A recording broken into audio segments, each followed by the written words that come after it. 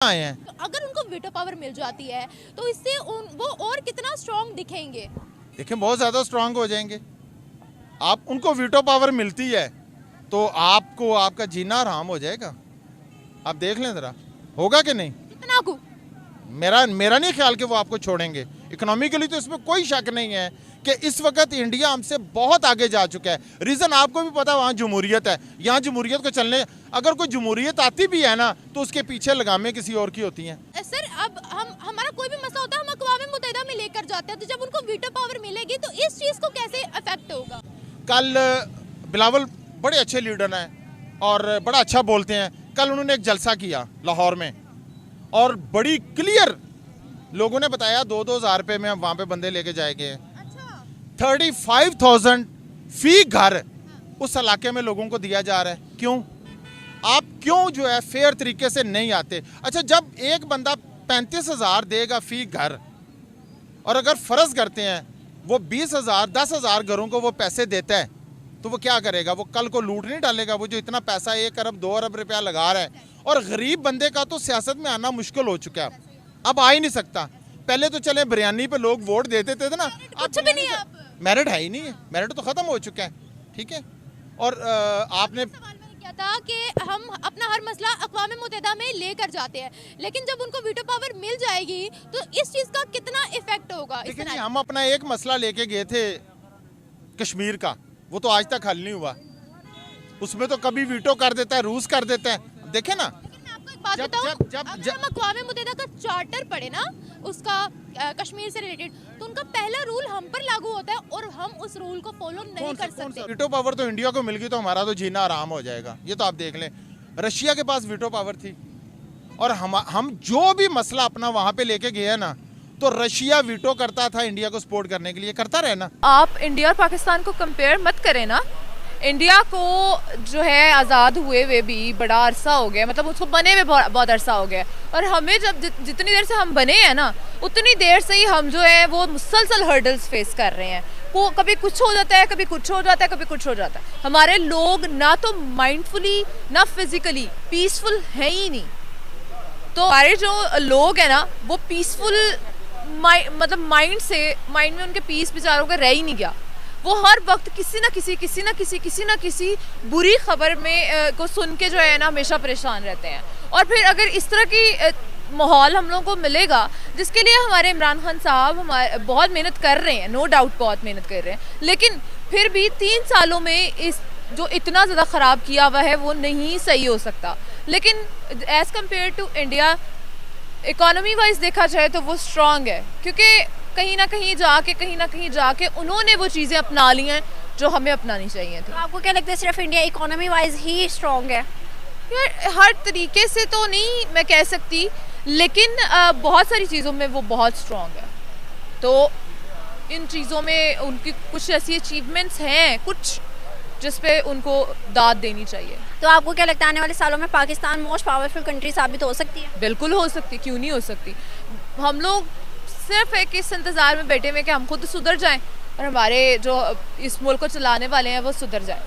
वो मैं देखती हूँ फिर कैसे नहीं बनता पावरफुल कंट्री और कैसे नहीं बनता एक मजबूत ये मुल्क। Thank you so much. अस्सलाम वालेकुम। वालेकुम सलाम। क्या नाम है आपका? आमना। आप ना मुझे ये बताओ कि आपके ख्याल में, आपकी नज़र में कौन सी country India versus Pakistan powerful है?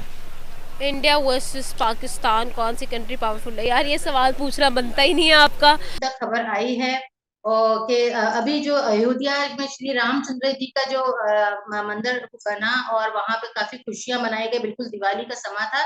उसी तरीके से मुझे ये खबर आपके जरिए ही पता चली अभी थोड़ी पहले, और साथ ही साथ जो है कि वहां पर मरी माता मंदिर पर भी दोबारा से मंदिर तामीर किया जाएगा। तो ये मेरे लिए डबल खुशी है। आज समझ लो दिवाली से बढ़कर मेरे लिए दिवाली और न्यू ईयर दोनों साथ ही मैंने आज मना लिया। मुझे कुछ इस तरीके की फीलिंग्स हुई, जिसके लिए मैं तहे दिल से आप लोगों का बहुत शुक्रगुजार हूँ, खासतौर से आपका एंटरटेनमेंट रियल एंटरटेनमेंट का शो आप जो उससे कास्ट करते हैं, और इसके साथ साथ उन तमाम व्यूअर्स का जो हमें लाइक करते हैं और हमारी हम जो उनके सामने रखते हैं अपने मुद्दे, उसको वो सुनते हैं और उसके ऊपर अपना थम्स अप देते हैं या उसको कहते हैं कि नहीं ये यहाँ पे गलत हुआ है, यहाँ पर सही होना चाहिए।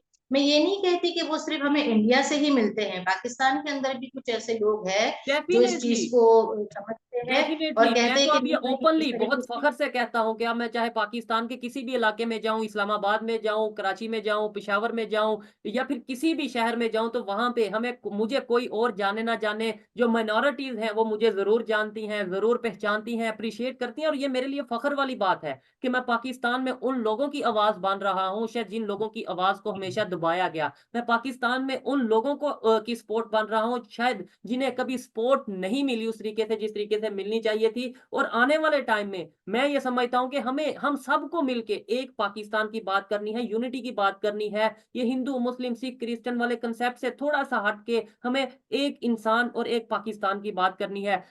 मंगला जी क्या कहना चाहेंगी? क्या आपको लगता है कि जैसे पाकिस्तान में भी बहुत से हिस्टोरिकल प्लेसेस मौजूद हैं, हमारी अगर हिस्ट्री की बात करें, बहुत से ऐसे मंदिर पाकिस्तान में मौजूद हैं, अगर हम उन्हें प्रॉपर रेनोवेट करें, प्रॉपर उनके ऊपर थोड़ा सा वर्क करें, तो हम रिलीजियस टूरिज्म को बहुत प्रमोट कर सकते हैं। वो सुनते ही नहीं है। तो आपको लगता है अताउल्लाह तारड़ साहब आपकी इस हल्के के तमाम तर मसले हल करवा सकते हैं? आएंगे तो करने चाहिए इन्हें, अगर सीट ले रहे हैं इन्हें करने चाहिए, सुनने चाहिए, मुतालबे लोगों की शर्तें शायद माननी चाहिए। हम कहते हैं पंजाब पंजाब बने, मियाँ साहब का बने, ये पंजाब मुस्लिम लीग का बने। हमारे जितने भी कैंडिडेट खड़े हुए हैं, कामयाब अल्लाह ताला इन्हें करे, ये तवज्जो दें पाकिस्तानी पंजाब के लाहौर पे तवज्जो दें। ये कोई शिकवा न करे कि यार ये दोबारा आ गए 10 साल बाद गुजार के फिर आगे फिर यही हाल है। लेकिन ये हाल से बचने के लिए इन्हें अपने बंदों को खबरदार करना चाहिए, मियाँ साहब को। बिलावल भुट्टो साहब अपनी तकरीर में कह रहे थे कि मैं नून लीग के जुल्म से बहुत तंग हूँ, लेकिन 16 महीने PDM की गवर्नमेंट में बिलावल भुट्टो साहब ने वजारत खारजा के मनसब पर फायज होकर पूरी दुनिया घूमी है, कोई एक दिन पाकिस्तान में नहीं रहे। तब नून लीग का जुल्म याद नहीं रहा, इकट्ठे रहे। उसके बाद इन्होंने कोई 16 महीनों में खातिर खा कोई नताइज इस कौम को नहीं दिए, पाकिस्तान के लिए कुछ नहीं किया। पाकिस्तान ने इन्हें इज्जत दी, वजारतें दी, पाकिस्तान ने इन्हें दौलत दी, इन्हें पाकिस्तान ने बहुत कुछ दिया, नस्ल संवर गई, लेकिन इन्होंने पाकिस्तान को फिलहाल तो कुछ नहीं दिया, ना इस कौम को कुछ दिया है। ये कौम उसी तरह अपनी गुर्बत में, बेरोजगारी में, परेशानी में ये बेचारी अपनी एड़ियाँ रगड़ रगड़ कर जिंदगी के दिन गुजार रहे हैं।